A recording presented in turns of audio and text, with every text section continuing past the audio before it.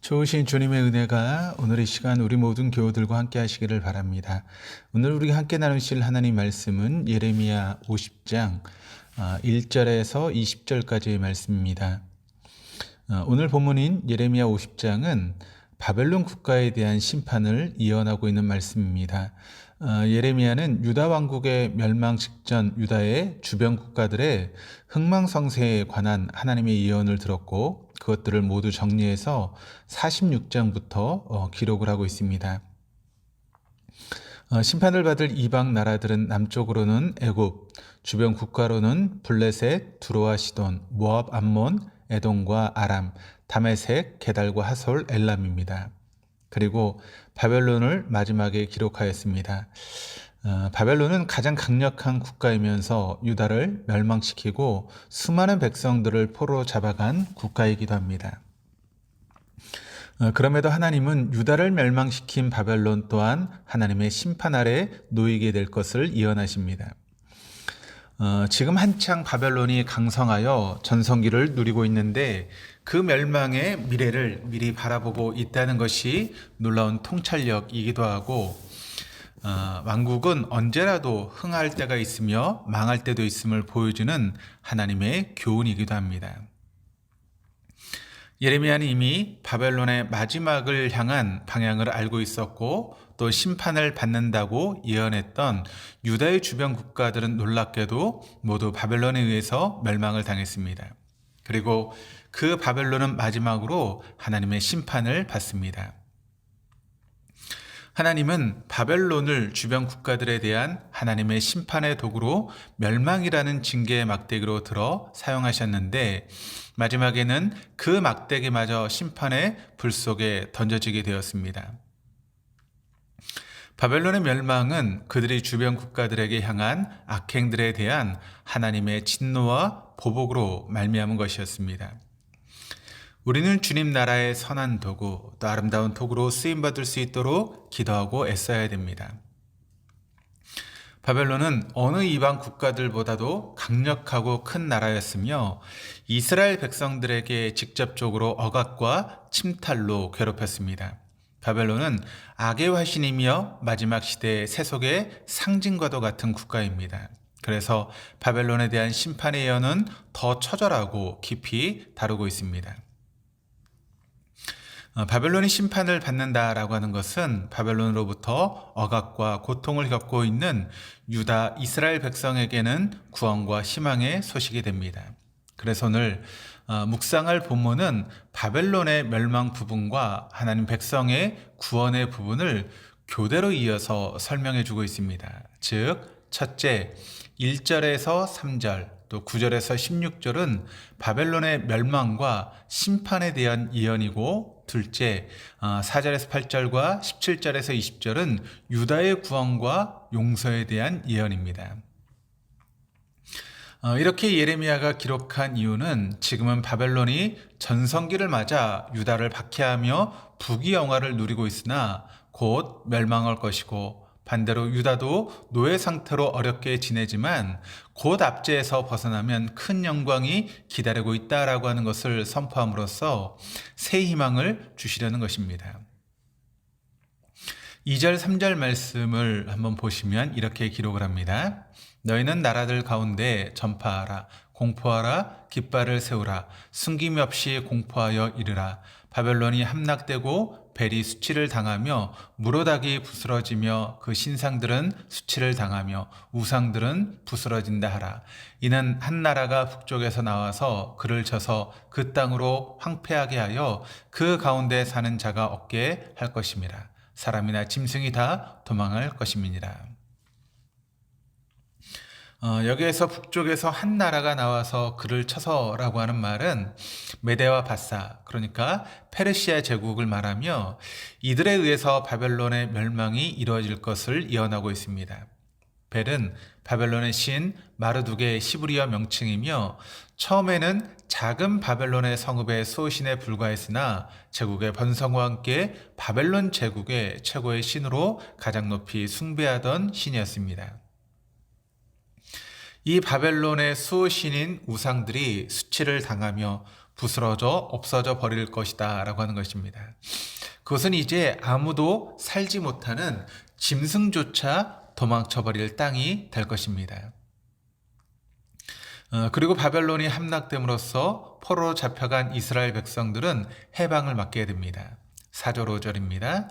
여호와의 말씀이니라. 그날 그때에 이스라엘 자손이 돌아오며 유다 자손도 함께 돌아오되 그들이 울면서 그 길을 가며 그의 하나님 여호와께 구할 것이며 그들이 그 얼굴을 시온으로 향하여 그 길을 물으며 말하기를 너희는 오라 잊을 수 없는 영원한 언약으로 여호와와 연합하라 하리라.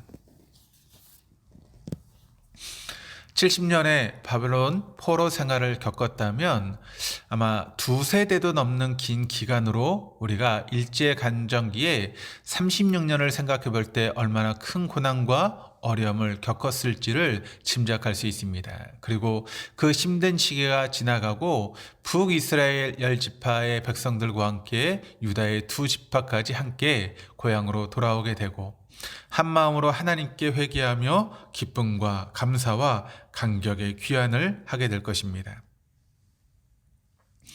그리고 무엇보다 하나님께서는 그들과 언약을 맺되 절대로 파기하지 않는 영원한 언약을 맺으며 그들과 연합하실 것을 공포하십니다. 5절을 세번역으로 읽어드리면 이렇게 세번역이 번역을 합니다. 그들은 시온으로 가는 길을 물어보며 이곳을 바라보며 찾아올 것이다. 돌아온 그들은 나 주와 언약을 맺을 것이다. 절대로 파기하지 않을 영원한 언약을 맺고 나와 연합할 것이다. 예레미야가 바벨론 포로 생활에서 귀환하게 될 것을 예언하는 말씀 가운데 우리가 특히 주목해야 될 것은 하나님께서 그의 백성을 어떻게 여기시고 있는가라고 하는 그런 점입니다. 우리가 오랜 시간 동안 묵상해 왔던 예레미야서의 내용은 유다 백성들의 범죄로 말미암은 국가의 슬픈 멸망과 포로 생활에 대한 경고의 말씀이었습니다. 사람을 의지하고 이웃 강대국을 의지하다가 오히려 더 철저히 망하게 되지만 결국에는 용서하시고 돌아오게 하시며 구원해 주신다는 내용이 담겨져 있기 때문입니다. 하나님께서 그의 백성들을 오늘 본문에서는 다음 4가지로 묘사하고 있는데 가장 먼저 6절에서는 내 백성은 잃어버린 양떼로다. 그 목자들이 그들을 곁길로 가게 하여 산으로 돌이키게 하였으므로 그들이 산에서 언덕으로 돌아다니며 쉴 곳을 잊었도다. 내 백성은 잃어버린 양떼라고 하였습니다. 이 표현은 신약의 잃어버린 양 한 마리를 찾아다니시는 목자의 마음을 느끼게 합니다. 그리고 11절입니다. 나의 소유를 노력하는 자여 너희가 즐거워하며 기뻐하고 타작하는 송아지같이 발굽을 부르며 군마같이 우는도다. 그의 백성을 나의 소유라고 부르시고 계십니다. 또 17절은 이스라엘은 흩어진 양이라 사자들이 그를 따르도다. 처음에는 아수르 왕이 먹었고 다음에는 바벨론의 느부갓네살 왕이 그의 뼈를 꺾도다. 여기 17절에는 흩어진 양이다 라고 하는 그런 표현으로 묘사하는데 목자 없는 양처럼 유리하다 사자에게 먹히고 나중에는 뼈까지 먹히는 비참한 모습을 안타깝게 여기고 계십니다. 그리고 20절입니다. 여호와의 말씀이니라. 그날 그때에는 이스라엘의 죄악을 찾을지라도 얻겠고 유다의 죄를 찾을지라도 찾아내지 못하리니 이는 내가 남긴 자를 용서할 것입니다. 환난과 국가 멸망 속에서도 하나님께서 구별하여 남긴 자들이 있는데 이들이 이전에는 하나님을 배반하고 우상을 섬겼을지라도 이제는 그들을 용서하시되 완전하게 용서하실 것이며 이들을 통해 하나님의 뜻을 이루시겠다라고 하는 약속의 말씀입니다. 19절에서 주신 말씀처럼 이스라엘을 다시 그의 목장으로 돌아가게 하리니 그가 갈멜과 바산에서 양을 기를 것이며 그의 마음이 에브라임과 길라 산에서 만족하리라. 하나님은 그의 백성들이 고초를 당하나 목장으로 돌아오게 하리라는 약속을 주셨으며 선한 목자로서 풍요로운 땅 갈멜과 바산에서 그의 양떼를 품으시고 이끌어 주실 것입니다. 우리의 죄가 주홍같이 붉을지라도 주께 나아가는 자를 용서하시며 주님은 우리와 맺으신 결코 변치 않은 영원하신 언약으로 이끄시고 우리를 인도하실 것입니다.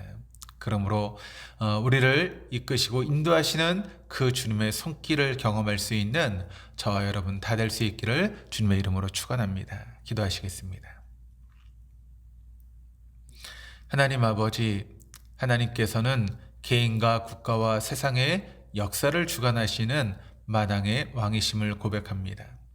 악을 행하는 나라와 민족은 심판과 멸망을 미루지 않으시지만 사랑하시는 백성들은 고통과 환난을 통해서라도 죄에서 돌이키게 하시고 주님께 돌아오도록 인도하시고 부르시는 주님께 감사를 드립니다.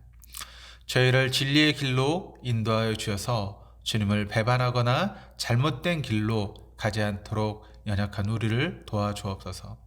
성령님의 인도하심과 주님의 은혜가 아니면 언제든지 넘어질 수밖에 없는 저희가 주님을 바르게 따를 수 있도록 긍휼과 자비를 베풀어 주옵소서. 감사드리며 예수 그리스도의 이름으로 기도드립니다. 아멘.